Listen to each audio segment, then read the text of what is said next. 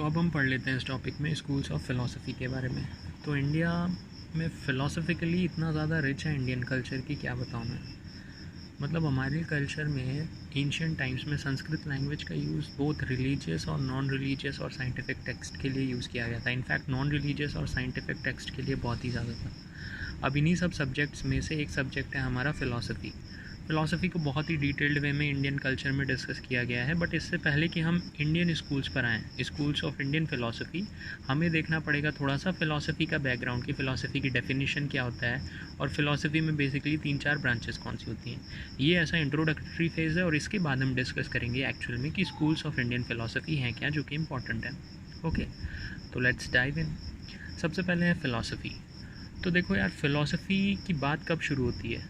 देखो, फ़िलासफ़ी का मतलब क्या है वो समझने के लिए थोड़ा सा बैकग्राउंड जानना पड़ेगा कि जैसे ह्यूमंस हैं, हम सभी लोग हैं, तो हम सब के अंदर क्या होते हैं, कुछ डिज़ायर्स होते हैं लाइफ में कि स्कूल में हैं तो काश अच्छे परसेंटेज आ जाएं, ज़्यादा मार्क्स आ जाएं, फिर अच्छी सी जॉब लग जाए, फिर अच्छी सी मतलब फैमिली हम इस्टेब्लिश कर सकें, ढेर सारा पैसा कमा सकें। तो इस तरह के डिज़ायर्स होते हैं मन में। Over a period of time आपको ये रियलाइज़ होना शुरू हो जाएगा कि जब तक हमको कोई एक गोल नहीं मिलता, हम उसके लिए जी जान लगा देते हैं, पूरी कोशिश करते हैं उस गोल को किसी भी तरह एक्वायर करने की, राइट। उसके लिए बहुत मेहनत करते हैं। लेकिन एक बार वो गोल अचीव हो जाए, सपोज 10th में 90% चाहिए था, अब अगर एक बार वो 90% आ गया तो मोमेंटरी हैप्पीनेस होती है, फिर वो हैप्पीनेस लास्ट नहीं करती है। ऐसा over a period of time job मिली, खुशी हुई, थोड़े टाइम के लिए लास्ट की, ऐसे क्या होते हैं, हम पूरी लाइफ क्या करते हैं, किसी ना किसी चीज़ को चेज़ करते रहते हैं, ठीक है। तो एक टाइम के बाद हमको रियलाइज़ होता है कि यार रुको, थोड़ा बैठते हैं अपनी जगह पे, ये चल क्या रहा है लाइफ में। और तब आप शुरू करते हो लाइफ के बेसिक और फंडामेंटल क्वेश्चंस, ठीक है। बट ये है, फ़िलासफ़ी बोलने के लिए ये होना चाहिए कि आपका पेट भरा होना चाहिए। मतलब जब आपकी बेसिक नीड्स पूरी हो जाएंगी, जब आपके कुछ डिज़ायर्स पूरे हो जाएंगे, तभी आप फ़िलासफ़ी में जाओगे। जब आप सारे डिज़ायर के पूरे होने पे थक जाओगे, आपके मन में ये आएगा यार कि ये मैं कर क्यों रहा हूँ, ठीक है। तब फिर आप बेसिक और फंडामेंटल क्वेश्चन जीवन के पूछने लगोगे कि जैसे हु एम आई, मैं हूँ कौन, what is the purpose of life, ये यूनिवर्स एक्चुअल में क्या है, लोगों का जन्म क्यों होता है, लोग मरते क्यों हैं, लाइफ में इतनी सफरिंग क्यों है, ठीक है, हमारे अंदर इतने डिज़ायर्स क्यों हैं। तो ये जो बेसिक नेचर है, जो फंडामेंटल नेचर है वर्ल्ड का, जिसमें हम नॉलेज के बारे में जानने की कोशिश करते हैं, एग्जिस्टेंस और रियलिटी के बारे में जानने की कोशिश करते हैं, तो वहाँ पे आती है फ़िलासफ़ी। अब फ़िलासफ़ी के साथ दिक्कत क्या है कि ये साइंस की तरह नहीं है कि इसके साइंस या फिर मैथ्स नहीं है कि 2+3 सिर्फ 5 होगा। मतलब इस चीज़ को प्रूव नहीं किया जा सकता ना, आपको देख नहीं सकते आप कि भगवान, गॉड, यूनिवर्स क्यों क्रिएट किया गया, इन सब को बस थ्योरेटिकली बोल सकते हो आप, राइट। तो जब आप ऐसा करोगे तो एक ही क्वेश्चन के कई आंसर्स पॉसिबल हैं। तो मतलब डिफरेंट स्कूल ऑफ थॉट्स अलग अलग आंसर प्रोवाइड करते हैं सेम क्वेश्चंस के। अब क्योंकि कोई एक सच तो है नहीं, तो फिर उनके बीच में डिबेट्स चालू होता है कि कौन अपनी बात सही तरह से कर रहा है। तो फिर वो अपने अपने रीजंस देते हैं, फिर उस डिबेट में जो जीत जाता है उसकी फ़िलासफ़ी थोड़ा ज़्यादा पॉपुलर हो जाती है। तो ये कंसेप्ट है फ़िलासफ़ी का। मतलब फ़िलासफ़ी में हम बेसिकली फंडामेंटल क्वेश्चंस पढ़ते हैं लाइफ के, और इसमें डिबेट्स बहुत इंपॉर्टेंट है क्योंकि एक आंसर नहीं होता है कोई। अगली चीज़ क्या है, कई बार इंडियन फ़िलासफ़ी के अगर हम कंटेक्स्ट देखें तो इंडियन फ़िलासफ़ी को कभी कभार हिंदू रिलीजन से के बराबर मान लिया जाता है, जो कि सही नहीं है। देखो, फ़िलासफ़ी और religion they go hand in hand. मतलब रिलीजियस टेक्स्ट में भी फ़िलोसॉफिकल एंगल होता है। फॉर एग्जांपल जो हमारे वेदास हैं, तो उन वेदास का एक फ़िलोसॉफिकल एंगल है जो कि उपनिषद के रूप में आपको दिखेगा, ठीक है, फ़िलासफ़ी उसमें है। तो रिलीजन में फ़िलासफ़ी हो सकती है, लेकिन आप ऐसा बोल सकते हो कि इंडियन फ़िलासफ़ी एक्चुअल में रिलीजन के बराबर नहीं है, ठीक है। क्यों? क्योंकि फ़िलासफ़ी का एंटायर पर्पस बस ये है कि रियलिटी क्या है, सच क्या है, उसको जानना। और जबकि रिलीजन में एक एंगल ये भी आ जाता है कि डिवोशन टू गॉड वाला, ठीक है। लेकिन एंड में अगर आप देखोगे तो फ़िलासफ़ी और रिलीजन दोनों का गोल वही है कि मोक्ष कैसे मिले, release from cycle of birth and rebirth. ये इंडियन कंटेक्स्ट में बता दिया। एनीवे, तो हमने फ़िलासफ़ी की डेफिनेशन देख ली। नेक्स्ट ये है कि 4 ब्रांचेस क्या हैं फ़िलासफ़ी के टोटल 4 ब्रांचेस हैं। तो निमोनिक क्या है, फ़िलासफ़ी का मेला, MELA। तो M से क्या हो जाएगा, मेटाफिज़िक्स, E से क्या हो जाएगा, एथिक्स या फिर एपिस्टेमोलॉजी, और L से क्या हो जाएगा, L से हो जाएगा लॉजिक, ठीक है। तो ये हो गया आपका। अब अगली चीज़ क्या आती है, इसके बाद हम देख सकते हैं, हमने 4 ब्रांचेस कंसिडर कर ली, ठीक है। मेला, M से हो गया मेटाफिज़िक्स, E से हो गया एथिक्स या फिर एपिस्टेमोलॉजी, और एल से लॉजिक। तो ये 4 ब्रांचेज़ हैं हमारी फ़िलासफ़ी के। तो एक एक को थोड़ा सा डिस्कस करते हैं कि इसमें पढ़ा क्या जाता है एक्चुअल में। मेटाफिज़िक्स से शुरू करते हैं। मेटाफिज़िक्स में किस तरह के क्वेश्चन किए जाते हैं? नाम में ही फिज़िक्स है, यानी इसमें कुछ किसी तरह के साइंटिफिक क्वेश्चंस पूछे जाएंगे, जैसे वर्ल्ड एक्चुअल में बना किस चीज़ से है, वर्ल्ड में कौन सी चीज़ रियल है और कौन सी चीज़ इल्यूजन है। तो अब फिलॉसफी में यही है यूनिकनेस, ठीक है, कि इसमें किसी भी तरह के परसेप्शन को आप रिस्ट्रिक्ट नहीं करते हो। मतलब कोई किसी भी तरह की बात सामने रख सकता है। तो एक तरह से आप ये कह सकते हो कि ये सबसे ज़्यादा ओपन माइंडेड है, ओपन एंडेड है सभी तरह के सब्जेक्ट्स में, ठीक है। कोई किसी भी तरह के क्वेश्चन पूछ सकता है और उसका कोई कुछ भी आंसर दे सकता है। बस ये है कि फिर आप डिबेट कर सकते हो उस चीज़ के बारे में। नेक्स्ट क्या है? मेला, ई से हो गया एथिक्स। अब एथिक्स क्या है? एथिक्स हम पढ़ते आए हैं कि deals with basically questions of our actions, कि एथिक्स यानी एक्शन से रिलेटेड है कि सही एक्शन क्या है, राइट एक्शन क्या है, रॉन्ग एक्शन क्या है। और सपोज़ हम कोई एक्शन ले लेते हैं तो उसको जस्टिफाई कैसे करोगे आप कि ये राइट है, ठीक है, राइट है एक्शन, तो उसको जस्टिफाई कैसे करोगे। और इन एक्शंस के लिए सबसे अच्छी बुक है भगवद गीता। भगवद गीता में आपके जितने भी एथिकल क्वेश्चंस हैं उन सब का आपको सॉल्यूशन मिलेगा, उन सब के बारे में आपको कुछ ना कुछ पता चलेगा भगवद गीता में, राइट। अच्छा, लेकिन अब ये है कि एथिक्स को अगर आप बस ऐसा देख लो कि किसी ने आपको लिख के दे दिया कि ये करना चाहिए, तो बोला जाता है कि एथिक्स ऐसा नहीं है कि आप एक सेट ऑफ रूल्स को फॉलो करो। एथिक्स बस बेसिकली रिलेटेड है सेल्फ डिस्कवरी से रिलेटेड, राइट। इसमें ऐसा नहीं है कि आपको कोई कमांडमेंट दे देगा आप उसको मतलब पढ़ो लिखो। आप सेल्फ डिस्कवरी करो और उसमें डिटरमाइन करो कि करेक्ट एक्शन क्या है और रॉन्ग एक्शन क्या है। Then epistemology. एपिस्टेमोलॉजी, अब ये इतना बड़ा लग रहा है ना, तो बड़ी चीज़ ही होगी। बड़ी चीज़ क्या है? ये भी बड़ा वर्ड है, नॉलेज भी बड़ा वर्ड है। तो इसमें क्या है, नॉलेज से रिलेटेड क्वेश्चन पूछ लिया जाता है इसमें। मतलब जैसे ये है कि नॉलेज क्या है, ठीक है। कुछ लोगों का क्योंकि ये कहना है कि नॉलेज पाना पॉसिबल ही नहीं है, कुछ लोग ऐसा भी कहते हैं। तो अब देखिए यहाँ पर आप फिर से देखिए यूनिकनेस क्या है फ़िलासफ़ी की। फ़िलासफ़ी में आपको इस तरह के आड़े टेढ़े क्वेश्चन अलाउ किए जाते हैं पूछने कि आपने बताओ नॉलेज पे ही सवाल उठा दिया।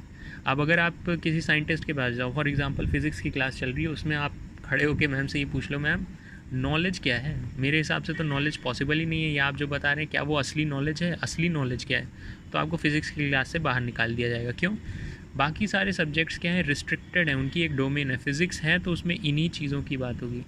लेकिन फ़िलासफ़ी में ऐसा कुछ नहीं, आप कुछ भी क्वेश्चन पूछ सकते हो, ठीक है।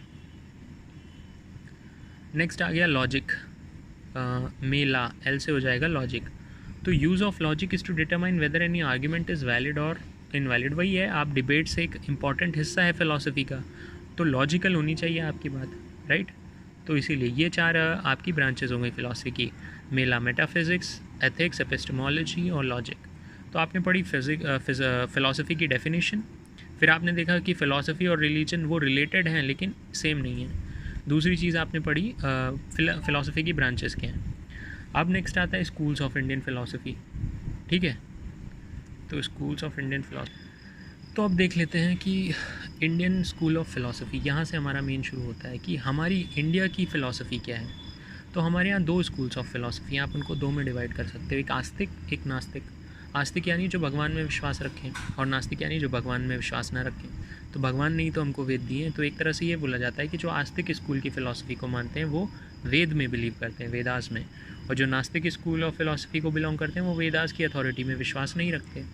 अब एक चीज़ ऑब्वियस है कि जो वेदा में बिलीव रखेंगे वो ऑब्वियसली ऑर्थोडॉक्स स्कूल वाले होंगे, पुराने होंगे, तभी वो वेद पे विश्वास रखते हैं। और जो हेट्रोडॉक्स स्कूल के फ़िलासफ़ी वाले हैं वो ऑब्वियसली ऑर्थोडॉक्स के बाद में आए होंगे, राइट। तो ऑर्थोडॉक्स स्कूल, हेट्रोडॉक्स स्कूल। अच्छा, ऑर्थोडॉक्स वाले हमारे यहाँ, हम अब ये चीज़ एक ऑब्वियस सी चीज़ है कि हमारे यहाँ लोग वेदों पे बहुत ही ज़्यादा विश्वास करते हैं। तो ऑब्वियसली ऑर्थोडॉक्स स्कूल के अंडर बिलीव करने वाले ऑर्थोडॉक्स स्कूल को ज़्यादा होंगे नंबर में। तो इसीलिए सब स्कूल जो हैं ऑर्थोडॉक्स के अंदर वो कई डेवलप हुए, 6 सब स्कूल डेवलप हुए, जबकि हेट्रोडॉक्स के अंदर सिर्फ 3 सब स्कूल्स डेवलप हुए। तो ऑर्थोडॉक्स के अंदर ये जो 6 सब स्कूल डेवलप हुए, तो 6 को क्या बोलते हैं, 6 इंग्लिश में। इसीलिए इनको क्या बोला जाता है, 6 से रिलेटेड है शद। तो 6 सब स्कूल्स को बोला जाता है शद दर्शन, ठीक है। फ़िलासफ़ी को दर्शन भी बोला जाता है इंडिया में। तो अब देखते हैं ऑर्थोडॉक्स स्कूल में। तो देखिए ये जो 6 सब स्कूल्स हैं हमारी ऑर्थोडॉक्स स्कूल के, इसमें आप 2-2 को गुच्छे बना सकते हो। क्यों? क्योंकि 2-2 के पेयर जो हैं वो आपस में रिलेटेड हैं किसी तरह। सबसे पहला है क्या, संख्या स्कूल, संख्या स्कूल ऑफ फ़िलासफ़ी। अब संख्या स्कूल ऑफ फ़िलासफ़ी का जो प्रैक्टिकल पार्ट है वो योगा है, ठीक है। तो ये दोनों को साथ में ले सकते हो। फिर न्याय और वैशेषिका, ये दोनों school of philosophy closely related है। और लास्ट में आ जाएगा मीमांसा और वेदांता, ठीक है। That is SYNV MV। SY से संख्या और योगा, NV से न्याय और वैशेषिका, MV से मीमांसा और वेदांता। जबकि अगर हेटेरोडॉक्स फिलोसफी को आप देखोगे तो ये क्या है, वेदास जो हैं वो एक्चुअल में हिंदुइज़्म से एसोसिएटेड स्क्रिप्चर्स हैं। तो एक पॉइंट के बाद हिंदुइज़्म सिस्टम में क्या हो गया था, ऑपरेशन शुरू हो गया था, ठीक है। गलत प्रैक्टिसेस का यूज़ करने लगे थे, उसमें डोमिनेट करने लगे थे लोग। तो अनफेयर प्रैक्टिसेस जब चालू हुई तो फिर उसके ऑपोजिशन में एक तरह से नए स्कूल्स डेवलप हुए थे, नए रिलीजन्स डेवलप हुए थे, जैसे बुद्धिज़्म, जैनिज़्म। तो उसी से एसोसिएटेड है ये हेटेरोडॉक्स स्कूल्स, जिसमें आएगी बुद्धिस्ट फ़िलासफ़ी, जैन फ़िलासफ़ी, और एक बहुत ही मतलब इंटरेस्टिंग है चर्वका या फिर लोकायुक्त फ़िलासफ़ी। इसमें वही है, खाओ पियो मौज करो वाली फ़िलासफ़ी है ये। तो देखते हैं एक एक करके। सबसे पहले आते हैं संख्या और योगा वाले को, ठीक है। तो इसको थोड़ा सा एक्सप्लोर करते हैं। अच्छा, अब ये संख्या और योगा स्कूल, जैसा मैंने बताया कि ये आपस में रिलेटेड है। योगा क्या रिप्रेजेंट करता है, संख्या स्कूल में जो थ्योरेटिकल ज्ञान है उसको प्रैक्टिकली इम्प्लीमेंट किया जाता है योगिक स्कूल ऑफ फिलोसफी के द्वारा, राइट, ठीक है। तो अब सबसे पहले देखते हैं संख्या स्कूल। अब इसमें क्या याद होगा, संख्या, सम का क्या मतलब होता है, जोड़ना। अब जोड़ोगे तो दो चीज़ों को जोड़ोगे, तो इसमें यही बोला है कि हमारी रियलिटी दो चीज़ों के जुड़ने से बनी है। हमारी रियलिटी में कौन सी दो चीज़ें जुड़ी हैं, पुरुष और प्रकृति। पुरुष और प्रकृति के मिलने से हमारी रियलिटी आती है। तो अब आपने दो चीज़ों को माना है कि रियलिटी में मतलब रियलिटी जो है हमारे चारों ओर, वो दो चीज़ों की प्रेजेंस की वजह से है। इसलिए संख्या स्कूल क्या है, डुअलिज्म में विश्वास करता है। डुअलिज्म को हिंदी में बोलते हैं द्वैतवाद। अब एक क्वेश्चन उठता है कि ठीक है, रियलिटी पुरुष और प्रकृति से बनी है, पुरुष क्या है, प्रकृति क्या है। तो पुरुष जो है वो मैस्कुलिन एट्रीब्यूट्स को रिप्रेजेंट करता है, जबकि प्रकृति फेमिनिन एट्रीब्यूट्स को रिप्रेजेंट करता है। अब मैस्कुलिन एट्रीब्यूट क्या है, मैस्कुलिन एट्रीब्यूट रिलेटेड है कॉन्शियसनेस से, और इसमें ये बोला जाता है कि कॉन्शियसनेस चेंज नहीं होती है, कॉन्शियसनेस कांस्टेंट होती है। और प्रकृति, जिसे कि फेमिनिन एट्रीब्यूट्स बोलते हैं, इसमें 3 एट्रीब्यूट होते हैं। वो क्या होता है, सत्व, तमस, रजस। सत्व मतलब हार्मनी, तमस मतलब डार्कनेस, तमसोमा ज्योतिर्गमय होता है ना, तमसोमा यानी डार्कनेस। तो तमस हो गया डार्कनेस, रजस हो गया एनर्जी। अब इन तीनों में चेंज आता रहता है। तो आपको अंतर दिखा, जो मैस्कुलिन एट्रीब्यूट है वो है कॉन्शियसनेस, वो चेंज नहीं होती, और ये जो फेमिनिन 3 एट्रीब्यूट्स हैं ये चेंज हो सकते हैं। तो संख्या स्कूल ऑफ फिलोसफी इस तरह से डुअलिज्म पे विश्वास करती है। अब इसका प्रैक्टिकल एस्पेक्ट है योगिक स्कूल। अच्छा, मैंने एक चीज़ नहीं बताया, संख्या। तो सम से आपको तो ये याद हो गया, purusha plus prakriti equal to reality. जो के है इसमें संख्या, के से आपको याद हो जाएगा कपिल मुनि। तो कपिल मुनि ने संख्या स्कूल ऑफ फिलोसफी दी थी। देन है योगा स्कूल। योगा को मुझे बताने की ज़रूरत नहीं है, it's extremely famous, very prevalent in India, right. तो अगर आप योगिक स्कूल ऑफ फिलोसफी को देखोगे तो पहला क्वेश्चन ये है कि योगा स्कूल को इस्टेब्लिश किसने किया। तो yogic school was established by Patanjali. Patanjali के योग सूत्र आप देखोगे, अगर अमेज़ॉन पे बुक भी मिल जाएगी पूरी। तो सबसे पहले क्वेश्चन ये होता है कि योगा होता क्या है। तो पतंजलि ने योगा को ऐसे बताया, योग मतलब यूनियन। अब यूनियन का क्या मतलब होता है, यूनियन का ये मतलब है कि हम इंडिविजुअल बंदे नहीं हैं। आप ऐसे देखो कि पहले तो आपकी एक फिज़िकल बाउंड्री है, आपकी बॉडी है एक, और एक आप और एक रेस्ट ऑफ द वर्ल्ड है। तो योगा में बस यही एम है कि आप अपने आप को यूनाइट कर सको जो रेस्ट ऑफ द क्रिएशन है उसके साथ। तो अगर आप इस चीज़ को मैनेज कर ले गए, आपने अगर अपने आप को जो रेस्ट ऑफ द क्रिएशन है, जो बाकी बचा हुआ वर्ल्ड है, उसके साथ यूनाइट कर लिया, उसके साथ मर्ज कर लिया, तो उस स्टेट को बोला जाता है समाधि, ठीक है। बट अब तो एक तरह से इससे क्या पता चला कि गोल क्या है योगा का, यूनियन। और यूनियन यानी आपको समाधि लेनी है, किसी तरह से अपने आप को क्रिएशन के साथ यूनाइट करना है। तो अब लेकिन दिक्कत क्या है, ये समाधि पाने के लिए ऐसा थोड़ी है कि आप एक दिन बैठे गए और जाके समाधि ले लिया। समाधि लेना means it requires immense preparation. आपको अपनी बॉडी सबसे पहले तैयार करनी पड़ेगी। एक बार बॉडी तैयार होगी फिर माइंड तैयार करना पड़ेगा, ठीक है। और बॉडी और माइंड तैयार करने के पहले डिसिप्लिन में आना पड़ेगा। तो इस तरह से आपको पहले अपनी बॉडी को प्रिपेयर करना पड़ेगा, उसके बाद ही कुछ हो पाएगा। अब देखिए, अगर योगा यहीं पे रुक जाता, वो बस ये बोलता कि हमको अपने आप को रेस्ट ऑफ द क्रिएशन से मर्ज करना है और मतलब तभी हमको मतलब अल्टीमेट सुख मिलेगा, वही है योगा का पर्पस, तो मतलब ये दिक्कत भरा स्टेटमेंट हो जाता है कि आपने बस कुछ कह दिया है और बताया नहीं है कैसे करना है। लेकिन योगा की ब्यूटी ये है कि आपको एग्जैक्टली बताता है कि कैसे आप इस चीज़ को अचीव कर सकते हो, कैसे आप अपने आप को रेस्ट ऑफ द क्रिएशन के साथ यूनाइट करके अल्टीमेट प्लेजर पा सकते हो, समाधि कैसे ले सकते हो। तो अब ये है कि जैसे बुद्धा ने बताया था ना 8 फोल्ड पाथ, उसी तरह योगा आपको क्या बताता है, योगा भी आपको 8 स्टेप्स बताता है, 8 फोल्ड पाथ नहीं है पर 8 स्टेप्स है। अब ये 8 स्टेप्स क्या है, मैं 2 तरह से आपको समझाऊंगा। पहले मैं आपको एक निमोनिक दे देता हूँ, उसकी वजह से आप याद कर लेना, और फिर मैं निमोनिक के बाद आपको स्पेसिफिकली बताऊंगा कि समझ के कैसे याद रख सकते हैं। Okay, so will see the mnemonic first. तो निमोनिक कैसे, हमको ये पता है कि इंडिया में योगिक कल्चर बहुत पहले से था, लेकिन फिर ब्रिटिश आए इंडिया में और उन्होंने योगिक कल्चर हमारा डिस्ट्रॉय कर दिया। अब ब्रिटिश जब आए तो ब्रिटिश को बाहर निकालने के लिए कांग्रेस पार्टी बनाएगी। अब कांग्रेस पार्टी के मन में था कि हमें तो योगा करवाना है अपने देशवासियों से, लेकिन योगा कैसे करवाया जाए, योगा के लिए तो हमको ब्रिटिश को हटाकर सेल्फ रूल करना पड़ेगा इंडिया में। तो कांग्रेस ने ये डिसाइड किया कि हम योगा तो बाद में करेंगे, हमारा मेन ऑब्जेक्टिव क्या होगा। कांग्रेस ने अपना माइंड बना लिया कि हम मेन ऑब्जेक्टिव जो हमारे माइंड में होगा वो ये होगा कि पोस्ट ब्रिटिश हमें सेल्फ रूल लाना है। अगर हम सेल्फ रूल ले आएंगे फिर हम योगा करवाएंगे आसानी से। तो निमोनिक क्या हो गया, self rule post British is the objective in the mind of Congress. ठीक है, तो उसमें क्या हो जाएगा, सेल्फ, सेल्फ से याद हो जाएगा सेल्फ कंट्रोल, रूल से याद हो जाएगा following rules that govern life. Self control को बोलते हैं यम, following rules that govern life को बोलते हैं नियम। ठीक है, अच्छा, देन हो गया पोस्ट। पोस्ट से क्या याद आएगा, पॉस्चर, बॉडी पॉस्चर, इसको बोला जाता है आसन। ब्रिटिश, ब्रिटिश से क्या याद हो जाएगा, breath control, that is pranayama, right. और फिर इसके बाद क्या होगा, इज़ द ऑब्जेक्टिव। ऑब्जेक्टिव से क्या याद हो जाएगा, चूजिंग ऑब्जेक्ट, इसको बोला जाता है प्रत्याहार। इन द माइंड, माइंड मतलब क्या होगा, fixing the mind on the object which was chosen, तो इसको बोलते हैं धारण, धरना बोलो या धारण बोलो। फिर उसके बाद ऑफ कांग्रेस, कांग्रेस से क्या हो जाएगा, concentrating on the object, concentrating of the object मतलब ध्यान। और फिर फाइनल स्टेप तो हमको पता है, अपने आप को मर्ज कर लेना है उस ऑब्जेक्ट के साथ, डिसोल्यूशन कर लेना है सेल्फ का, तो आपको समाधि अटेन हो जाएगी। तो ये 8 स्टेप्स हैं आपके, यम, नियम, आसन, प्राणायाम, प्रत्याहार, धारण, ध्यान, समाधि। ठीक है, यम, नियम, आसन, प्राणायाम, प्रत्याहार, धारण, ध्यान, समाधि। अब इसको थोड़ा लॉजिकली समझते हैं। जैसे मानो निमोनिक नहीं याद हुआ आपको, तो लॉजिकली कैसे समझोगे। देखो, आपको समाधि अटेन करनी है। समाधि मतलब आप अपने आप को यूनाइट करना चाहते हो with the rest of the creation.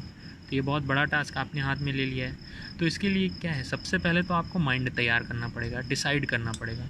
Decide क्या करना पड़ेगा कि नहीं भाई, मैं अपने ऊपर कंट्रोल रखूँगा, जो मुझसे 8 स्टेप्स बोले जा रहे हैं वो करूँगा, और उस 8 स्टेप्स के लिए जो भी रूल फॉलो करने पड़े मैं वो रूल फॉलो करूँगा। तो आपने पहले क्या बोला कि मैं अपने आप पे सेल्फ कंट्रोल रखूँगा, तो यम किया आपने, प्लस मैं जो भी रूल्स होंगे जो कि लाइफ को गवर्न करते हैं उन नियमों को फॉलो करूँगा। अब लाइफ को रूल जो गवर्न करते हैं, मुझे लगता है यही होगा कि सही से उठो, सही से बैठो, बैठने का तरीका, चलने का तरीका, यही है rules of life, rules of leading a good life. Anyway, तो आपने माइंड प्रिपेयर कर लिया यम और नियम के साथ, ठीक है, कि अब मैं अच्छे से करूँगा।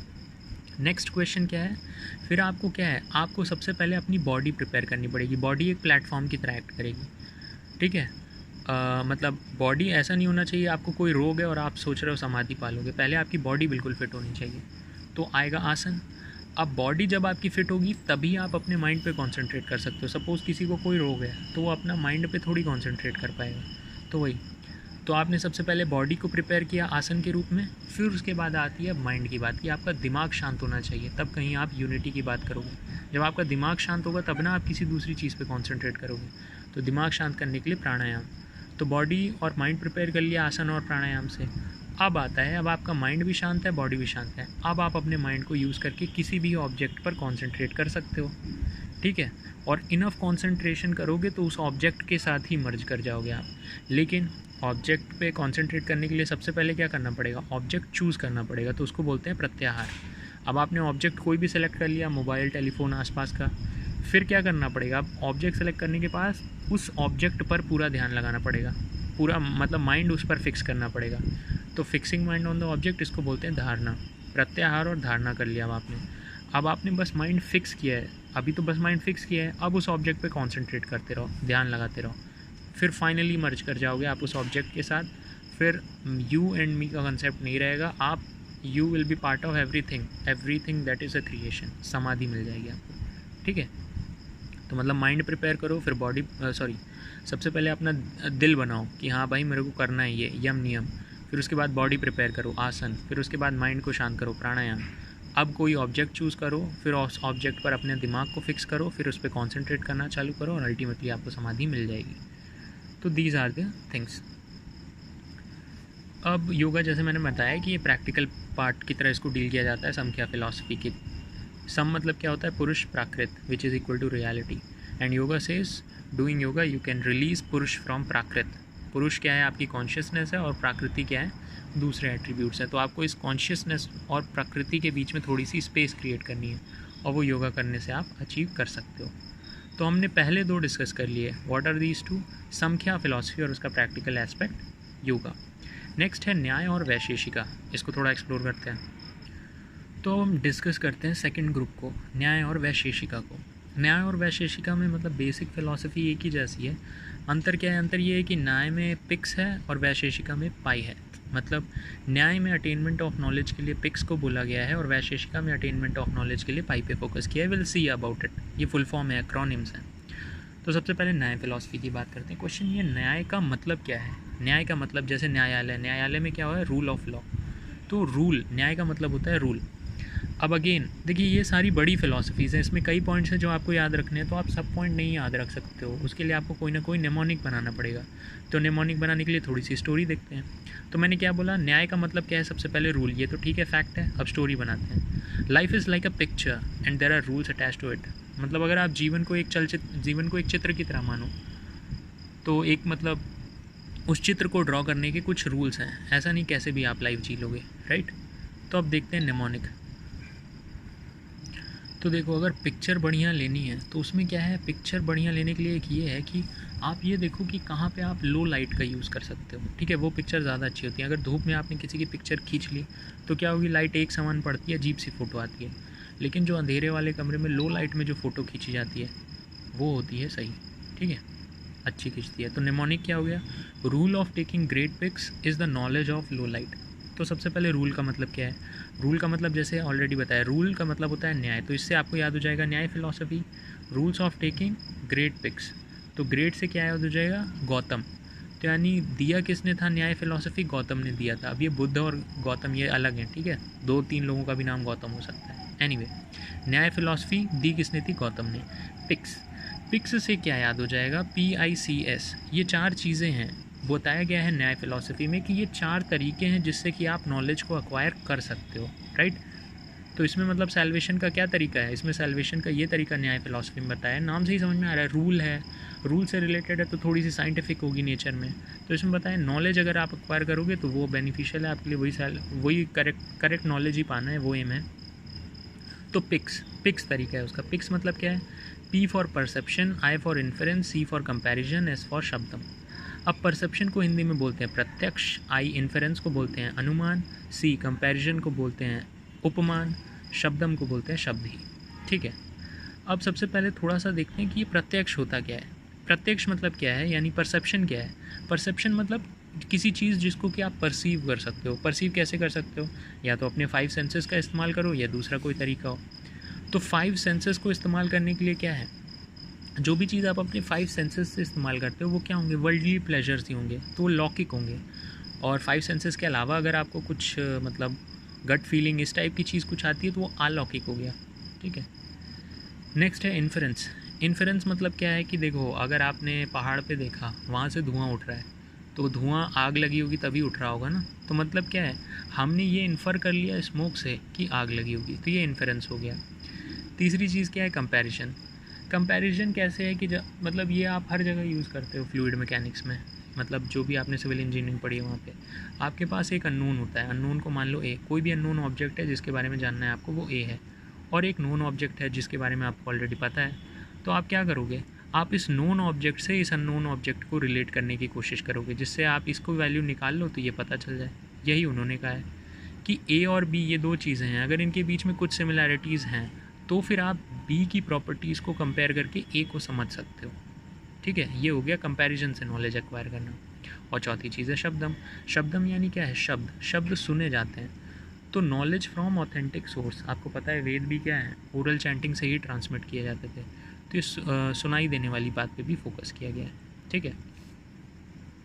अच्छा, तो ये 4 तो आपके वैलिड मीन्स ऑफ नॉलेज हो गए, पिक्स। तो इनवैलिड मीन्स ऑफ नॉलेज क्या है, मेमोरी, डाउट, एरर, राइट। अब क्या हो गया, mnemonic. Rule of taking great pics is the knowledge of low light. Knowledge क्या है, मतलब it gives theory of knowledge, right. Knowledge यानी न्याय फिलॉसफी आपको थ्योरी ऑफ नॉलेज देती है। नॉलेज की थ्योरी तो है कि चार तरीके कौन से हैं उसको एक्वायर करने के। तो नॉलेज क्या है? क्वेश्चन ये है कि वाई डू ह्यूमन सफ़र। तो इनका ये कहना है कि ह्यूमन सिर्फ इसलिए सफ़र कर रहे हैं क्योंकि उनके पास राइट नॉलेज नहीं है। अगर लोगों के पास राइट नॉलेज होगी तो सफ़र ही नहीं करेंगे। यही है इस फिलॉसफी का जोड़।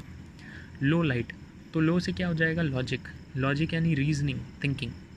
ठीक है, तो ये हो गया। मतलब मोटा मोटा अगर आप न्याय फ़िलॉसफी को देखोगे तो न्याय फ़िलॉसफी का सीधे से ये कहना है कि आपकी लाइफ में दिक्कत बस इसलिए है लोगों को क्योंकि उनके पास राइट नॉलेज नहीं है। अगर लोग राइट नॉलेज को एक्वायर करेंगे तो उनकी लाइफ से सफरिंग ख़त्म हो जाएगी। क्वेश्चन होता है इस राइट नॉलेज को एक्वायर कैसे किया जाए, तो इसमें मेंशन है बिल्कुल प्रॉपर कि 4 सोर्सेज हैं राइट नॉलेज एक्वायर करने के, पिक्स के फॉर्म में। और फिर आप लॉजिक का यूज़ करो जिससे आप इस नॉलेज को एक्वायर कर सकते हो। नेक्स्ट स्कूल क्या आता है? वैशेषिका स्कूल। वैशेषिका स्कूल, वैशेष से याद हो जाएगा विशेष। तो विशेष thing about this school is atomic theory. देखिए ये दोनों थ्योरी जो हैं आपकी, न्याय और वैशेषिका, ये दोनों नॉलेज पर ही बेस्ड हैं आपकी। न्याय ने भी क्या बोला कि नॉलेज चाहिए, और वैशेषिका की भी बात करोगे तो ये भी एक्सट्रीमली मतलब साइंटिफिक है नेचर में। एटॉमिक थ्योरी दी हुई है वैशेषिका स्कूल ने, यही इसकी इंपॉर्टेंस है। एनीवे एटॉमिक थ्योरी से आपको क्या याद हो जाएगा? अब एक निमोनिक चाहिए होगा जिससे कि आप इसके प्रिंसिपल्स को याद कर लो। तो एटॉमिक थ्योरी, एटॉमिक से याद हो जाएगा एटम बम्स। निमोनिक क्या रख सकते हो? एटम बम किसने गिराया? अमेरिका ने। तो अमेरिका ड्रॉप 2 एटम बम्स। कहाँ पे? 6 मीटर्स ऑन 9 स्ट्रीट। ठीक है, 6 मीटर पे से 9वीं स्ट्रीट पे गिरा दिया। इससे क्या याद हो जाएगा? America, America rhymes with Vaisheshika, तो यानी अमेरिका और वैशेषिका स्कूल है। अमेरिका का से क्या याद हो जाएगा? कनद मुनि। तो वैशेषिका स्कूल कनद मुनि ने दी थी इस फिलॉसफी को। ड्रॉप्ड 2 एटम, तो 2 से क्या याद हो जाएगा? जहाँ आपके न्याय फिलॉसफी ने बोला कि 4 सोर्सेज ऑफ नॉलेज है, आपका जो वैशेषिका है, वैशेषिका ने बोला कि नहीं भैया सिर्फ 2 सोर्सेज ऑफ नॉलेज हैं। What are 2 sources of knowledge? वहाँ पे पिक्स था, यहाँ पे बस पाई है, सी और एस की ज़रूरत नहीं है यहाँ पे। इन्होंने बोला बस परसेप्शन और इन्फेरेंस ही काफ़ी है। This is where Vaisheshika differs from Nyaya philosophy. यही वो जगह है जहाँ पे वैशेषिका और न्याय फिलॉसफी के बीच में डिफरेंस आ जाता है। न्याय बोलता है कि आपको 4 सोर्सेज ऑफ नॉलेज चाहिए, पिक्स, और वैशेषिका बोलता है कि सिर्फ 2 सोर्सेज ऑफ नॉलेज से काम बन जाएगा, पाई। Otherwise many things are similar between Nyaya and Vaisheshika philosophy. 2 atom, atom यानी इन्होंने एटॉमिक थ्योरी दी, न्याय फिलॉसफी ने नॉलेज वाली theory the, theory of knowledge. और आपका वैशेषिका फिलॉसफी ने क्या दिया? एटॉमिक थ्योरी दी। इसका क्या कहना है कि भैया हमारे चारों जो भी एटम्स है, मैटर है, वो क्या है? वो एटम से मिलकर बना हुआ है। ये बोला इन्होंने एटॉमिक थ्योरी में अपनी। और न्याय फिलॉसफी में बोला गया था कि ह्यूमन की लाइफ में सफरिंग क्यों है? क्योंकि उसके पास राइट नॉलेज नहीं है, इसलिए नॉलेज एक्वायर करनी चाहिए हमको। Anyway, America drop 2 atom bombs 6 metres. 6 metres यानी 6 मैटर्स। इन्होंने ये बोला कि 6 तरह के मैटर होते हैं। कौन है वो 6 तरह के मैटर? DG, KS, VS। द्रव्य, गुण, कर्म, सम्या, विशेषा और समन्वय। द्रव्य मतलब एलिमेंट जैसे कि एयर, वाटर, अर्थ, फायर। गुण यानी क्वालिटी, और कर्म यानी एक्शन। अब ये क्वालिटी और एक्शन जो हैं ये इंडिपेंडेंटली नहीं एग्जिस्ट करते, ये साथ में एग्जिस्ट करते हैं द्रव्य के ही अंदर। जैसे एयर है तो एयर की कुछ क्वालिटी होगी और एक्शन होगा। ठीक है, तो ये सारी चीज़ें, ये क्वालिटी और एक्शन, ये है द्रव्य से एसोसिएटेड। देन क्या हो गया? SVS, सामान्य, विशेष और समवन्य। सामान्य यानी जीनस या फिर कैरेक्टरिस्टिक्स, और फिर उसमें भी कुछ स्पेशलिटी होगी तो उसके लिए विशेष होगा। और फिर समन्वय यानी सारी चीज़ें कनेक्टेड हैं, ये इन्होंने बोला। 9 स्ट्रीट यानी 9 टाइप्स ऑफ सब्सटेंस। तो समझ में आ गया? अमेरिका से वैशेषिका, का से याद हो जाएगा कनद मुनि, 2 से याद हो जाएगा 2 सोर्सेज ऑफ नॉलेज हैं, परसेप्शन, इन्फेरेंस। एटम से याद हो जाएगा कि इन्होंने एटॉमिक थ्योरी दी। 6 मीटर से याद हो जाएगा 6 टाइप्स ऑफ मैटर। 9 स्ट्रीट से याद हो जाएगा 9 टाइप्स ऑफ सब्सटेंस। तो इस तरह से आपने देख लिया कि न्याय और वैशेषिका फिलॉसफी के बारे में देख लिया। तो एक ग्रुप ये ख़त्म, एक ग्रुप ये ख़त्म। अब हम डिस्कवर करते हैं थोड़ा सा मीमांसा और वेदांता फिलॉसफी में क्या लिखा है उस बारे में। तो अब एक्सप्लोर करते हैं नेक्स्ट ग्रुप, मीमांसा और वेदांता स्कूल ऑफ फिलॉसफी को। और इसको एक बार हम फिनिश कर देंगे तो हमारे ऑर्थोडॉक्स स्कूल, जिन्हें कि वेदास में बिलीव था, वेदास को वो अल्टीमेट अथॉरिटी के रूप में ट्रीट करते थे, वो ख़त्म हो जाएंगे। ठीक है, तो थोड़ा सा देखते हैं मीमांसा के बारे में। अगेन मीमांसा है तो इससे एसोसिएटेड जो भी नॉलेज है उसको निमोनिक से याद रख सकते हैं। वो निमोनिक क्या है? अब शुरू करते हैं किस पे, मीमांसा से। तो मीमांसा से रिलेटेड निमोनिक क्या है? निमोनिक है mini and James car was taken by authority, मतलब मिनी और जेम्स ये दो लोग हैं, इनकी कार को अथॉरिटी ने ले लिया। सीज्ड होता है वर्ड, पर ठीक है, टेकन ईजी के लिए। तो mini and James car was taken by authority. तो अब इसमें मिनी से क्या याद हो जाएगा? मीमांसा याद हो जाएगा, तो यानी ये मीमांसा फिलॉसफी का है। फिर जेम्स, जेम्स से याद हो जाएगा जैमिनी। जैमिनी वो बंदा है जिसने मीमांसा से रिलेटेड थ्योरी हमको दी थी। फिर अगली चीज़ क्या है? कार। कार से आपको याद हो जाएगा कर्म कांड, मतलब कर्म आपको याद हो जाएगा, कांड क्या है? कर्म याद हो जाएगा आपको कार से। तो यानी ये लोग बिलीव करते थे लॉ ऑफ कर्मा में, ठीक है। Was taken by authority. Authority से क्या याद हो जाएगा कि ऑब्वियसली, अच्छा देखो हमने जो 6 स्कूल्स हैं, ठीक है, शब्द दर्शन लिखा है ना, जो 6 स्कूल्स हैं हमारे ऑर्थोडॉक्स फिलॉसफी के, उन सब में वेदास को बहुत ही ज़्यादा इंपॉर्टेंस दी गई है। बट मीमांसा में स्पेसिफिकली मेंशन किया गया है वैदिक अथॉरिटी को, क्योंकि ये एंटायरली वैदिक अथॉरिटी पर ही मेन फोकस करते हैं, ठीक है। अच्छा, वैदिक अथॉरिटी पे अगर ये मेन फोकस करते हैं तो वेदास का प्रचार प्रसार होता कैसे था? वर्बल चैंटिंग के थ्रू वेदास का प्रचार प्रसार होता था। तो यानी ये वर्बल टेस्टिमनी या दैट इज़ वैदिक टेस्टिमनी, इस पर इनका बहुत ज़्यादा विश्वास था। तो अब अगर कोई वर्बली ट्रांसमिट कर रहा है शब्द को, वर्बली ट्रांसमिट कर रहा है नॉलेज को, मतलब इनके अकॉर्डिंग अगर आपको नॉलेज एक्वायर करनी है तो किस पे फोकस करना पड़ेगा? शब्द पे फोकस करना पड़ेगा। मतलब अकॉर्डिंग टू मीमांसा, word is the only source of knowledge for them, unlike four sources of knowledge in न्याय फिलॉसफी, राइट। तब हमने यहाँ पर देखा था न्याय फिलॉसफी में इन्होंने कहा कि अगर नॉलेज के ही कारण सारी सफरिंग है, इसलिए नॉलेज एक्वायर करने के ये 4 तरीके हैं फिक्स। वैशेषिका में नॉलेज एक्वायर करने के सिर्फ 2 तरीके पाई बताए थे। और यहाँ पर अगर आप आ जाओगे मीमांसा में, तो मीमांसा ने पूरा खेल ही ख़त्म कर दिया। मीमांसा ने कहा कि जस्ट एक ही तरीका है नॉलेज एक्वायर करने का, एंड दैट इज़ थ्रू शब्द, वर्ड के थ्रू आप नॉलेज को एक्वायर कर सकते हो। देन अगली चीज़ हो जाती है क्या? वेदांता। वेदांता मतलब क्या होता है? End of Vedas, that is conclusion या फिर जिस्ट ऑफ वेदास। अब वेदांता किस पर बेस्ड है? वेदांता आपका बेस्ड है 3 टेक्स्ट के ऊपर, उपनिषद, ब्रह्मसूत्र और भगवत गीता। अब देखो इसको कैसे बताया है, मैं यूट्यूब पे एक डॉक्यूमेंट्री देख रहा था कि सबसे पहले क्या है, वेदास है। वेदास में भी ऋग्वेद सबसे पुराना है, अल्टीमेट नॉलेज है ऋग्वेद में। जो बचे हुए सामवेद, यजुर्वेद और अथर्ववेद है, मुझे लगता है वो भी किसी तरह ऋग्वेद से ही कुछ डिराइव करा हुआ है, आई एम नॉट श्योर। तो एनीवे वो 4 वेदा हैं आपके में, बट वो इतने ज़्यादा कॉम्प्लेक्स है कि नॉर्मल बंदे को नहीं समझ में आएगा। तो उन वेदास से रिलेटेड जो फिलॉसफी है उसको लिखा गया है उपनिषद में, और उपनिषद में भी जो लिखा है उस चीज़ को ज़्यादा अच्छे से समझने और पॉपुलराइज करने के लिए उसको एक स्टोरी का फॉर्म देके महाभारत की भगवत गीता में लिखा है, that is song of the Lord में। तो आप ऐसा समझो कि रिफाइनमेंट हो रहा है। रिफाइनमेंट क्या मतलब बोल सकते हो, सिंप्लीफिकेशन हो रहा है लोगों की समझ के लिए। वेदास में अल्टीमेट नॉलेज है, वेदास से सिंप्लीफाई करके उपनिषद में लिखा गया है, और उपनिषद की नॉलेज को सिंप्लीफाई कर भगवत गीता में लिखा गया है। बीच में ब्रह्मसूत्र भी आ गए, ठीक है। तो एनीवे अब इसमें क्या है, तो मतलब ये जो वेदांता है, वेदांता में ये 3 टेक्स्ट हैं which are considered as the source of knowledge. Vedanta इन्हीं 3 टेक्स्ट पर बेस्ड है। पहला है उपनिषद, दूसरा है ब्रह्मसूत्र और तीसरा है भगवत गीता। उपनिषद की अगर बात करें तो वेदास का जो फिलॉसफी वाला पार्ट है वो उपनिषद में लिखा हुआ है, और उपनिषद में जो फिलॉसफी है वो वैसे नॉर्मल फिलॉसफी नहीं है, it is philosophy of the highest order. मतलब आईआईटी कानपुर में वो एक आते हैं सर्वप्रियानंद, क्या नाम है, कुछ इसी तरह का एक नाम है उस बंदे का, और वो बहुत ही अच्छे लेक्चर्स देता है। मतलब कैलिफोर्निया में भी है श्री कृष्ण सोसाइटी, वेदांता सोसाइटी कुछ इस तरह करके, अमेरिका में भी है उनकी, वहाँ पे भी वो लेक्चर्स लेते हैं वेदांता पे। तो बहुत ही अमेजिंग वेल एक्सप्लेन करते हैं वो, और मैंने सुना भी है, बहुत ही अच्छी फ़िलॉसफी है उपनिषद की। अब वेदांता के नाम से कभी आप सर्च करना यूट्यूब पे।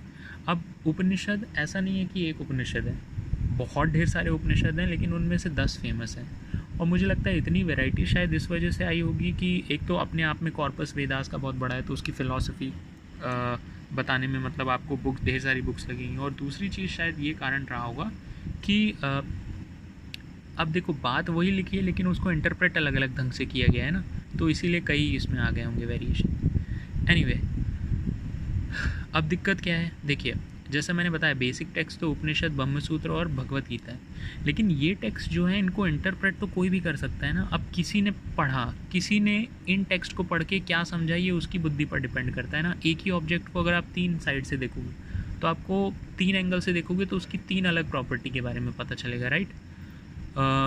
तो वही है कि it was open to interpretation, और क्योंकि वो ओपन था इंटरप्रिटेशन के लिए, इसलिए 3 क्या है, 3 डिविजन्स में वो बट गया, ठीक है। किस बेसिस पे? On the issue of ultimate soul and individual souls relation, are they same और डिफरेंट। मतलब इस चीज़ पे तो अग्री करते हैं कि एक अल्टीमेट सोल है और एक है आपकी क्या, इंडिविजुअल सोल। अब उनके बीच में रिलेशन कैसा है, क्या वो दोनों एक हैं, क्या वो दोनों दो हैं, दो अलग चीज़ें हैं, या वो मिलता जुलता है, एक भी हैं और दो भी हैं, बस यही चीज़ है। अब इसको हम कैसे बोल सकते हैं, वेदांता में क्या है, 3 चीज़ें हैं।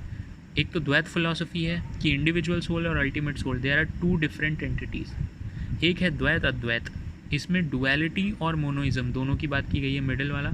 और एक है अद्वैत, अद्वैत मतलब मोनोइज्म, उसमें मतलब ये है कि इंडिविजुअल सोल और अल्टीमेट सोल अलग नहीं है, आप ही अल्टीमेट सोल हो, ठीक है। ऐसी 2 चीज़ें हैं नहीं, एक ही है। तो इस तरह से 3 स्कूल्स हैं। अब इसमें सबसे ज़्यादा फेमस, मतलब मैं अभी जो पढ़ रहा हूँ मुझे लग रहा है कि केवल अद्वैत, जो जिसके फाउंडर शंकराचार्य हैं, ये काफ़ी फेमस है मुझे लगता है। बाकी हैं कई फॉर्म इसके, तो अब हम एक एक करके थोड़ा देखते हैं। अब जैसे द्वैत की बात करोगे, द्वैत नाम से ही समझ में आ रहा है कि डुअलिस्टिक है। डुअलिस्टिक मतलब इनका ये कहना है कि रियलिटी, 2 रियलिटीज़ हैं। क्या हैं वो 2 रियलिटीज़? अल्टीमेट सोल और individual soul, they are different. अब अल्टीमेट सोल क्या है? अल्टीमेट सोल इज़ ब्राह्मण, और इंडिविजुअल सोल क्या है? जीव जगत। अब इसके एक्सपोनेंट कौन थे? माधव। माधव कैसे याद रख सकते हैं उसको? माधव यानी मधु, मधु यानी हनी हो गया, तो मधु दवा का काम करती है ना, यानी मधु से माधव याद हो जाएगा, दवा से द्वैत याद हो जाएगा। तो द्वैत, द्वैत यानी दवा, दवा किसने दी? मधु, मधु दवा होती है। तो माधव ने दिया था द्वैत, द्वैताग का कॉन्सेप्ट, ठीक है। और इसके बाद नेक्स्ट क्या आता है? द्वैत अद्वैत। द्वैत अद्वैत में मतलब क्या है कि डुअलिटी एग्जिस्ट करती है और मोनोइज्म भी है। इसके एक्सपोनेंट कौन थे? निम्बार्का। निम्बार्का कैसे याद हो जाएगा? देता देता नींबू का अचार, ठीक है। द्वैत अद्वैत को कर दिया हमने देता देता, निम्बार्का को कर दिया नींबू का अचार। निम्बा से नींबू हो जाएगा, आर का अचार, तो देता देता नींबू का अचार, देता देता से हो जाएगा द्वैत अद्वैत, नींबू का अचार से निम्बार्का ने इसको लिखा था। देन आती है अद्वैत। मुझे लगता है कि अभी जो मैं देख रहा हूँ वेदांता पर जो लेक्चर सीरीज़ है, उसमें मैं अद्वैत फिलॉसफी ही देख रहा हूँ। और अद्वैत ये कहती है कि भाई एक ही सुप्रीम बीइंग है, ब्रह्मा, और हम भी जो अल्टीमेट सोल हैं, हम भी ब्रह्मा ही हैं, बस हमें हम इस बारे में इग्नोर हैं, हमें मतलब हमारे अंदर इस चीज़ को लेकर इग्नोरेंस है कि हम ही ब्रह्मा हैं। तो ये अद्वैत का कॉन्सेप्ट है। लेकिन अब अद्वैत का कॉन्सेप्ट इतना फेमस हुआ कि अद्वैत के अंदर भी 3 तरह के डिवीज़न हैं, विशिष्ट अद्वैत, शुद्ध अद्वैत और केवल्य अद्वैत। तो इसमें मुझे लगता है हम फोकस कर रहे हैं केवल्य अद्वैत पे। इन दोनों को भी देख लेते हैं। विशिष्ट अद्वैत, तो विशिष्ट मतलब स्पेशल गाय। स्पेशल गाय कौन है इंडियन लिटरेचर में? राम जी हैं, स्पेशल थे, तो इसके फाउंडर कौन है? रामानुज, विशिष्ट अद्वैत के। देन है शुद्ध अद्वैत। अब शुद्ध चीज़ खाने से क्या होता है? बल मिलता है, तो इसके फाउंडर कौन है? वल्लभाचार्य। वल्लभा है पर याद रखने के लिए वल्लभाचार्य। तो ठीक है, विशिष्ट और शुद्ध अद्वैत। हमारा मेन फोकस केवल अद्वैत होगा। फाउंडर इसके शंकराचार्य हैं, ठीक है। अब इसमें क्या है? Brahma is the only reality while the world exist in our mind. Example, if you see a rope in the dark, we believe it to be a snake, but as soon as the light comes we realize it's a rope and snake was not real, it existed only in our mind। इसमें बड़ा अच्छा example दिया जाता है इस चीज़ को समझाने का। शंकराचार्य ने मतलब ऐसा बोला है कि ब्रह्मा जो है सिर्फ वही एक रियलिटी है, और बाकी जो बचा हुआ वर्ल्ड है वो सिर्फ और सिर्फ हमारे माइंड में एग्जिस्ट करता है। कैसे?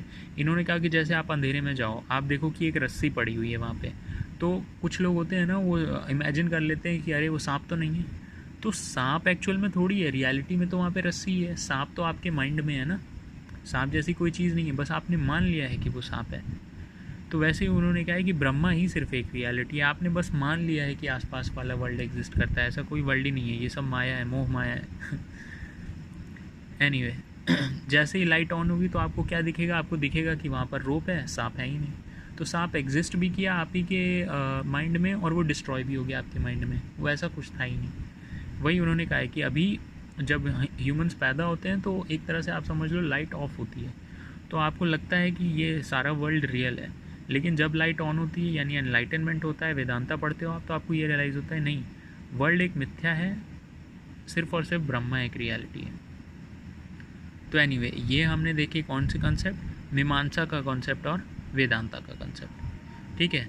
तो यहाँ पर अब हम देख सकते हैं कि हमने 6 के 6 जो हमारे ऑर्थोडॉक्स स्कूल ऑफ फिलोसफी थे, जो कि वेद में बिलीव करते थे, राइट, 6 सब स्कूल्स ऑफ शब्द दर्शन, संख्या school, yoga, Nyaya, Vaisheshika, Mimamsa, Vedanta. Then next is heterodox school. अब हम नेक्स्ट थोड़ा डिस्कवर करते हैं हेट्रोडॉक्स स्कूल ऑफ फिलोसफी को। इसको बोलते हैं ना, ये नास्तिक थे, मतलब they did not believe in Veda. तो क्वेश्चन ये है कि ये आए कैसे। आपको पता है कि जो वेद हैं, हमारा पूरा डिस्टिंक्शन किसके बेसिस पर, वेद पर ही तो है। जो भी इंडियन फिलॉसफी है, एंशिएंट इंडियन फिलॉसफी है, वो पूरा किस बेसिस पे डिवाइड है, वेद के ही बेसिस पे। कुछ लोग वेद में विश्वास करते हैं, कुछ लोग नहीं विश्वास करते हैं। अब वेद टेक्स्ट किसका है, वेद को हम हिंदुइज्म से रिलेट करते हैं, एसोसिएट करते हैं। It is one of the oldest text available on the planet.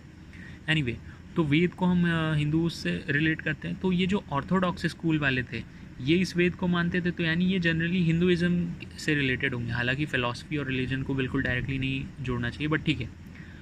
तो जब हिंदुइज्म जो है कुछ ज़्यादा ही ऑपरेशन करना शुरू कर दिया था, मतलब अनड्यू एडवांटेज लेने लगा था, तो उसके रिएक्शन में बुद्धिज़्म और जैनिज़्म डेवलप हुआ। ठीक है, तो फिर बुद्धिस्ट और जैन वाली फिलॉसफी आई।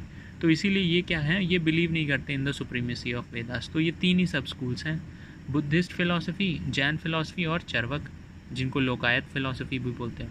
एक एक करके देख लेते हैं। बुद्ध ने तो बहुत ही आसान सी बात कही है। बुद्ध ने कहा है कि 4 नोबल ट्रूथ हैं।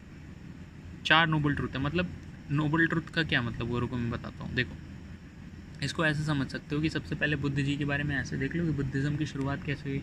बुद्ध जी एक प्रिंस के रूप में पैदा हुए थे। उन्होंने बहुत ही अच्छी सिर्फ पॉजिटिव्स देखे थे अपने लाइफ में थ्रू आउट। एक दिन वो बाहर जाते हैं अपने चैरिटियर के साथ, तो उनको दिखते हैं एक डिजीज़्ड बंदा है, एक ओल्ड बंदा है, एक डेड बंदा है। तो ये सब देख के जब पहली बार उन्हें लाइफ की रियलिटी पता चलती है, तो फिर वो थोड़े से डर जाते हैं। तो फिर उनका सारा चैन वैन सब खो जाता है। तो वो निकल जाते हैं सच्चाई की तलाश में, और फिर उनको क्या होता है, बोध गया ट्री, मतलब उनको बोधि ट्री के अंदर फिर उनको एनलाइटमेंट प्राप्त होता है। एनलाइटमेंट मतलब क्या है, एनलाइटमेंट मतलब सच पता चल गया। तो उनको कितने सच पता चले थे, उनको 4 नोबल ट्रूथ पता चले थे। क्या, सबसे पहले सफ़रिंग क्या है, तो हमारी life he full of suffering है, उन्होंने ये कहा।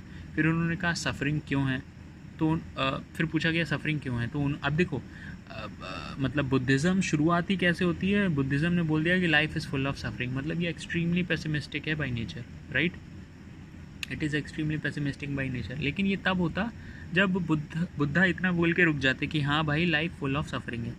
बुद्धा ने इतना ही नहीं बोला, बुद्धा ने इसके बाद तरीका भी बताया कि आप लाइफ से सफ़रिंग कैसे निकाल सकते हो। इसलिए आप बुद्धिज़्म को सिर्फ पेसिमिस्टिक नहीं बोल सकते। एनीवे, तो life is full of suffering.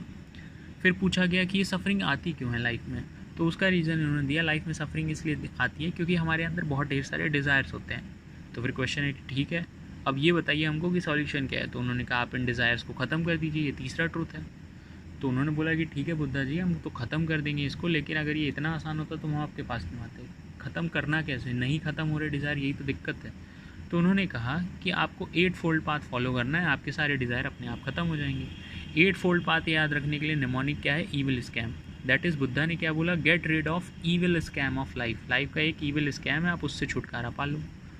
तो अब देखिए इसमें कैसे याद हो जाएगा, ईविल स्कैम कीवर्ड है, ई से याद हो जाए। अब देखिए ई से हो जाएगा एफर्ट, वी से विजन, इन सब के आगे राइट जोड़ते जाना, राइट एफर्ट, राइट विजन, इस तरह से।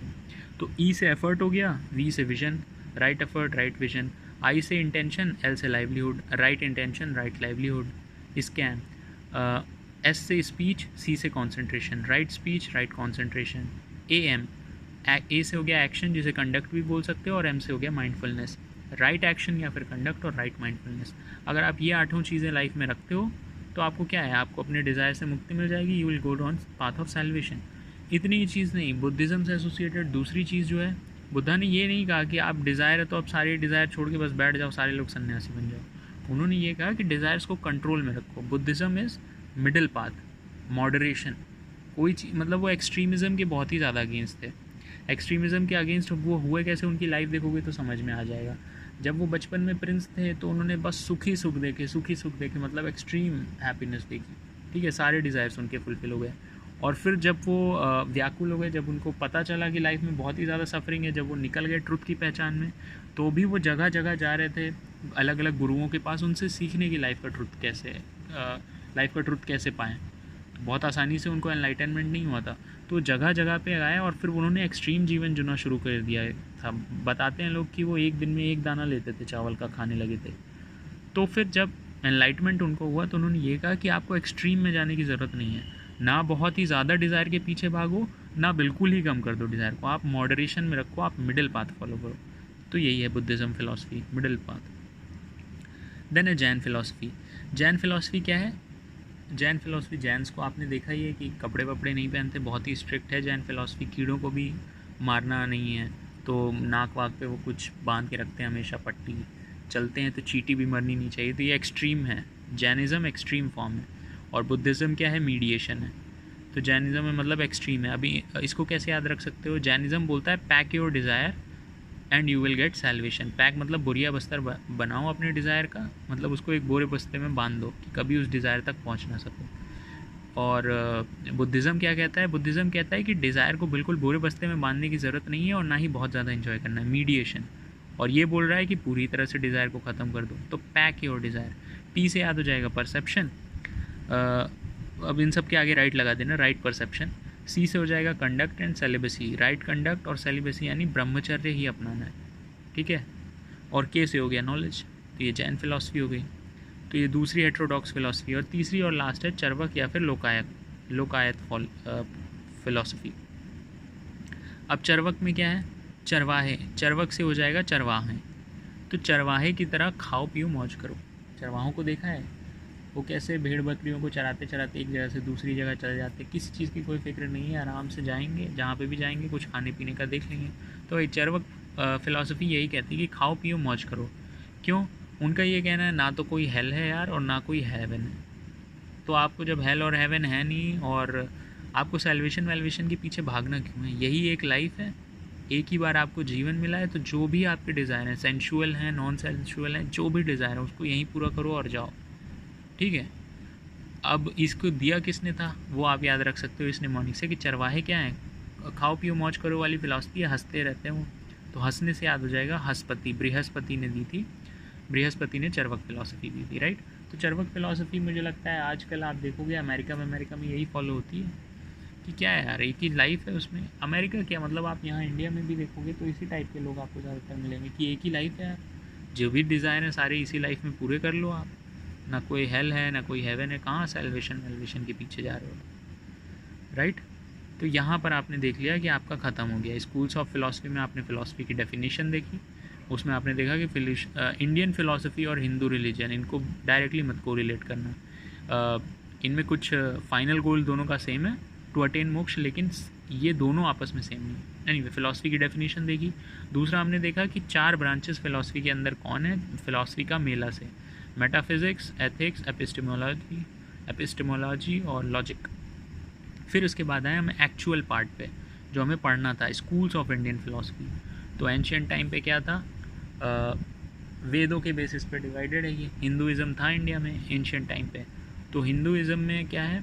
वेद पहले टेक्स्ट है, तो जो लोग वेदों को मानते थे वो ऑर्थोडॉक्स स्कूल में आए आस्तिक, और जो नहीं मानते थे वो हेटेरोडॉक्स स्कूल में आए, दैट इज़ नास्तिक। तो ऑर्थोडॉक्स में आपके 6 सब स्कूल थे जिनको शत दर्शन कहते हैं, उसमें आपने 2-2 के गुच्छे बना लिए थे, संख्या स्कूल, योगा, न्याय, वैशेषिका, मीमांसा, वेदांता। और इधर 3 सब स्कूल थे, बुद्धिस्ट फिलॉसफी, जैन फिलॉसफी, चरवक और लोकायत फिलॉसफी।